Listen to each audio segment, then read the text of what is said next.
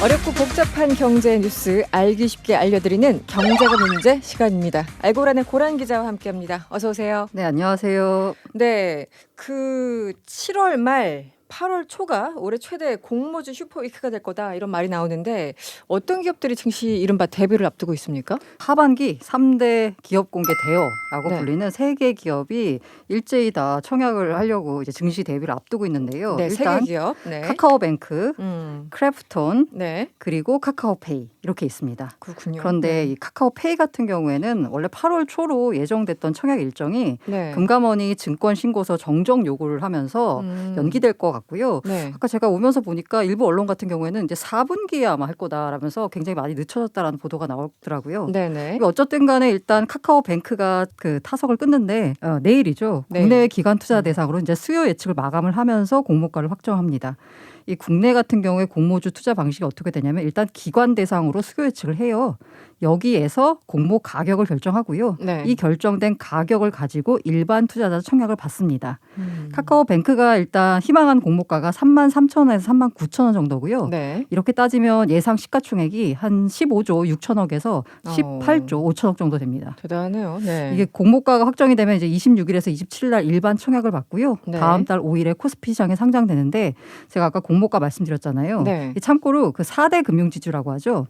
제일 어쨌든 시가총액 큰 게 KB, 두 번째가 신한, 그리고 네. 세 번째가 하나금융지주거든요. 네네. 하나금융지주를 생각해 보시면 여기에 하나투자증권 그리고 예전에 이제 외환은행을 하나은행 합병을 했어요. 네네. 그리고 하나은행이 그 전에 여러 가지 은행들을 다 합병을 했죠.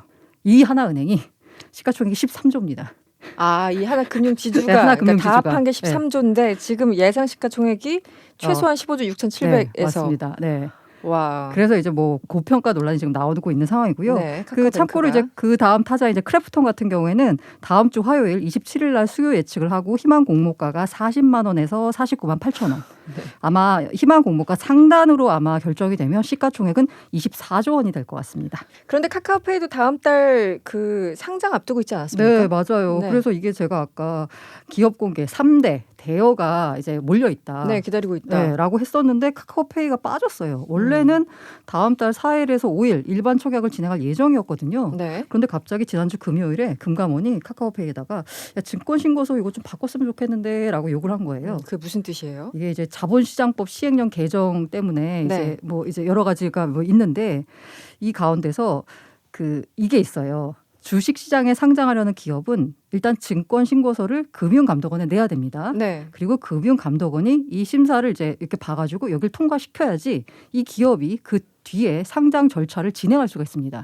그래서 여기서 만약 금감원이 안 돼라고 하면은 그냥 못 하는 거예요. 네네. 근데 금융감독원이 이제 증권신고서를 왜 바꾸라고 했느냐에 네. 대해서는 그냥 투자자 보호입니다. 투자자 보호. 네, 그러니까 투자자 구체적인 보호. 내용은 공개되지 없어요. 않고 네. 있어요. 그냥 그 자본시장법에 보면은요, 증권신고서가 형식을 제대로 갖추지 않거나 중요 사항에 관해서 거짓의 기재, 뭐 기타 등등 투자자한테 오해를 불러일으킬 내용이 있으면 정정신고서를 요구할 수 있다라고 정해져 있어요. 네. 그런데 카카오페이에 대해서 정정신고서를 왜 내라고 했는지는 구체적으로 언급이 안 됐습니다. 그런데 시장에서는 카카오페이 공모가 너무 높으니까 네. 낮추라고 압박하는 거 아니냐라고 이제 생각을 하고 있어요. 속내는 그러니까 추측컨대. 네, 이게 왜 그러냐면 네. 이게 앞서서 이제 SD 바이오센서나 이제 크래프톤이라는 회사요. 아까 대여 중에 하나였던 네. 크래프톤. SD 바이오센서도 그렇고 이 SD 바이오센서는 무려 2번이나 반려를 했어요. 그래서 결과적으로 공모가를 애초에 처음 제시했던 희망 공모가 범위에서 30% 낮춰가지고 결국 통과가 됐거든요. 네. 크래프톤 같은 경우에도 원래는 지난달 25일에 금감원 정정 요구를 받았습니다. 이래서 이제 일반 청약 과정이 원래 14일에서 15일에 이미 진행이 됐었어야 돼요. 네. 근데 이제 반려를 하면서 여기도 이제 연기가 된 건데요. 여기도 역시나 정정 신고서를 요구를 했는데 왜 하라 그랬는지 모르겠는데 아무래도 공모가가 비싼 거 그래서 비싸서가 아니냐라고 해서 전철이 있으니까. 크래프톤도 역시 10%를 낮췄습니다. 그래서 이제 통과가 됐어요. 네네. 그래서 이제 카카오페이 같은 경우에도 아마도 공모가가 너무 비싸서 네. 그런 거 아니냐라고 이제 다 해석을 하고 있고요. 그러면 이제 궁금하실 거 아니에요. 도대체 왜 카카오페이가 공모가가 비싸다라고 그러니까요. 보느냐에 네. 대해서요. 카카오페이 희망 공모가가 6만 3천 원에서 9만 6천 원이거든요. 이 네. 밴드가. 그래서 만약에 9만 6천 원 상단 기준으로 보면 기업 네. 가치가 아까 12조 5천억입니다. 아까 제가 이것도 하나금융지주가 13조라 그랬죠? 네, 네. 뭐 비스무리합니다. 거의 따라가겠네요. 네네네. 네. 근데 이제 이 공모 가격을 산정하는 게요. 몇 가지 이제 방법이 있어요. 크게 절대 가치 평가 방법이 있고 상대 가치 평가 방법이 있습니다. 네. 절대 가치 평가 방법은 이 회사가 앞으로 얼마를 벌지를 미리 예측을 한 다음에 이걸 이른바 현금 할인 모형이라고 해가지고 10년 뒤에 예를 들어서 10,000원이면 지금은 얼마냐 뭐 이런 걸 해가지고 하는 그런 방법이 있어요. 네네. 근데 이건 잘 안 써요. 왜? 이 회사가 얼마를 벌지 어떻게 알아? 예측 불허니까 한마디로. 그래서 잘 안 쓰고 네. 많이 쓰는 방법이 상대 가치 평가 방법입니다. 나랑 비슷한 애들은 도대체 어느 정도의 평가를 받고 있느냐라는 평균을 냅니다. 유사 업종, 유사 네, 기업 맞아요. 이런 쪽을. 그래서 이제 이 카카오페이가 그런 방식으로 하면서 그럼 여기서 이제 문제가 되는 게 뭐냐면 네. 그러면 나의 경쟁 업체는 누구냐? 나랑 비슷하게 사업을 하고 있는 애들은 누구냐를 정해야 되는 거잖아요. 네. 여기서 약간의 문제가 생깁니다. 예를 들면 크래프톤 같은 경우에 문제가 됐던 네. 게 뭐냐면 나랑 비슷한 애들이라고 하면은 그냥 상식적으로 생각했을 때는 당연히 게임 회사 다른 게임 회사를 비교할 것 넥슨, 같은데. 애쉬소프트 뭐 이런 애들 네네. 떠올리죠. 그런데 크래프톤 같은 경우에는 디즈니를 넣었어요. 디즈니요? 네네. 왜요?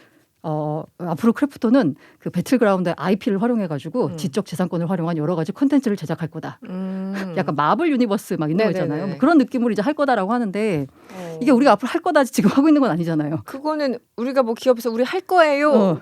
라고 얘기하는 것과 네네. 밖에서 할지도 몰라. 이건 또 다른 거잖아요. 네.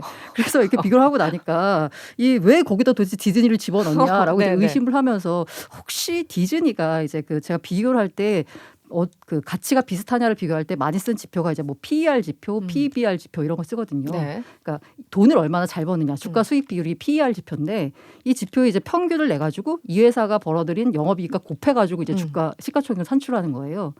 그런데 이제 그 비슷한 애들의 평균의 PER을 구해 보니까 45배가 나왔대요. 그래서 이제 곱하기 45로 한 거거든요. 네네.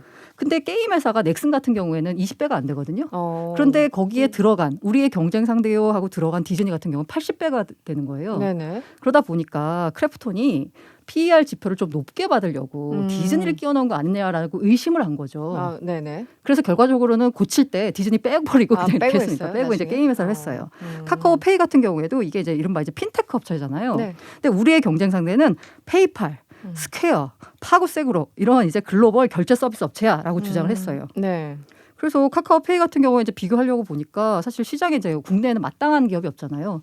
그래서 해외 기업으로 이제 페이팔과 스퀘어를 사봤는데 이게 문제가 뭐냐면 카카오가 지난해 매출액이 1,000억 정도밖에 안 돼요. 1,000억 정도요? 네. 근데 1분기 매출액이 1,000억 정도가 1분기. 돼요. 네. 근데 페이팔 올해 1분기 매출액이 6조 8천억이에요. 그리고 그 아까 말한 스퀘어 같은 경우에도 5조 7천억입니다. 아, 그렇군요. 게다가 카카오 같은 경우에는요 지난해 돈을 못 벌었어요. 179억 정도 영업 손실을 보고 있는 돈을 못 버는 회사거든요. 아, 그렇군요. 그런데 네. 이렇게 매출 규모도 엄청나게 차이가 많이 나는 이 회사랑 네. 나랑은 비슷한 애들이야. 이러고 이제 페이팔 뭐 저도 개인적으로 써봤지만 역사가 유구한 기업인데 비교를 했군요. 네, 이러다 보니까 이것도 약간 고평가된 거 아니냐라면서 이제 반려를 했다라고 이제 의심들을 하고 있습니다. 그렇군요. 그런데 나쁘게 표현하면 금융 당국에 개입하는 거 아니야?라고 또 비판적으로 볼 수도 있는데 이 네. 대목은 어떤가요? 이게 뭐 두 가지가 있지만 어쨌든 시장에서는 그닥 좋게 안 보는 게 어쨌든 간에 이 공모 가격이라고 하는 게 결과적으로는 수요와 공급이라는 시장 원칙에 따라 정해지거든요. 네. 만약에 공모가가 너무 비싸다라고 판단이 들면 안 들어와요. 기관이나 뭐 개인들이. 아, 그러면 네네. 이거 미달이 나잖아요. 네네. 그러면은 이 주간 증권사 입장에서 난리가 나는 겁니다. 그렇죠. 그러면 네. 이 물량을 증권사가 다 떠안아야 돼요.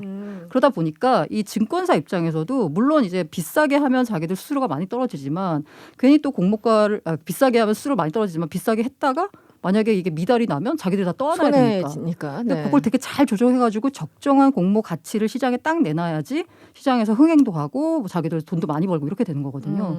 그러니까 정확히 시장 원리에 따라서 결정이 되는데 이걸 왜 금융감독원이 개입하냐? 개입을 하느냐 하는 거죠. 네. 이게 그러니까 오히려 이렇게 인위적으로 개입을 해서 오히려 가격을 왜곡시킬 수 있다라는 이제 비판이 나오는 거죠. 네네. 게다가 이 공모가를 낮추는 게 과연 누구를 위한 거냐라는 비판이 나와요. 네. 이게 기업 입장에서는 만약에 희망 공모가가 낮아지면 조달할 수 있는 자금이 줄어듭니다. 네, 그렇죠. 그런데 만약에 원래는 공모가 대비해가지고 예를 들어 공모가를 이제 100만 원에 이제 하기로 했었는데 금감원의 압박 때문에 80만 원에 하기로 했어요. 네. 근데 결과적으로 80만 원 했는데 이 가격이 따상 기록하고 막 이러면서 막 150만에 막 형성이 된 거예요. 네. 그럼 이 회사 입장에서는 주당 100만 원을 모금을 할 수 있었는데 금감원의 압박 때문에 80만 원밖에 못 하는 거잖아요. 네네. 결국 시장에서 가치는 더 이렇게 높게 매겨진 150까지 거고. 올라가고 예를 들면. 네. 이런데 만약에 따상을 그래서 공모가를 낮춰가지고 따상이라는 그 수익을 본 사람들은 누구냐라고 보면 소수의 투자자와 그다음 게다가 이제 그 해외 같은 경우에는 물량을 많이 받아가거든요. 해외 기관들 같은 경우에는 그럼 이 기관들은 그냥 앉아서 더 많은 차익을 보는 거예요. 누구를 위한 이제 공모가 낮추기냐라는 비판이 제기되고 있는데 네. 이에 대해서는 금감원의 입장은 뭐 이유가 있겠죠. 어쨌든 네. 개입의 근거가 있을 거잖아요. 네. 금감원은 일단 정정 요구는 주식 시장을 잘 모르는 분도 투자 기업을 제대로 알 수 있도록 돕는 차원이다. 공모가 결정에 직접 개입하려는 의도는 없다라고 밝혔습니다. 사실 실제로 이제 금융감독원이 정정 신고서 할 때 역시나 가격 얘기 안 했어요. 금감원이 직접 하진 않았습니다. 근데 시장에서는 그냥 그럴 것 같다라고 그렇게 해가지고 알아듣는 거죠. 시그널이죠. 맞아요. 네네. 그렇기 때문에 이제 여기도 이제 공모가 결정에 자기들은 개입하지 않겠다라고 했는데요. 네. 금감원의 강력한 무기 권한이 뭐냐면 금융기관을 감독하는 권한이거든요. 그렇죠. 네네. 감독권을 행사해가지고 이거 안 들어주면 너네 피곤할 것 같은데라고 이렇게 하면은 약간 금융회사들이 알아서 좀 이렇게 맞춰주는 경향이 있어요. 그렇죠. 네. 그러다 보니까 무슨 문제만 생기면 다 금융감독원으로 가거든요. 그러니까 우리한테 책임을 물을 거면 맞아요. 우리도 개입 여지가 네. 있어야 되는 거 아니냐. 네. 아. 그러다 보니까 만약에 투자자들이 비싼 공모가로 들어갔는데 주가가 떨어지잖아요. 그럼 당장 자기들한테 올 거란 말이에요. 네. 그게 이제 우려가 되니까 자기들이 봐도 이거 좀 비싼 것 같으니까 네. 시장에만 놔두기는 조금 그렇다라고 해가지고 개입하는 거 아니냐라고 하는데요. 어쨌든 이 금융 당국의 개입을 통해 가지고 인위적으로 공모가가 형성되는 것 자체에 대해서는 시장에서는 굉장히 안 좋게 봅니다. 주가는 시장이 결정할 몫이기 때문이죠. 네. 알겠습니다. 잘 들었어요. 지금까지 경제가 문제 고란 기자와 함께했습니다. 고맙습니다. 네, 감사합니다.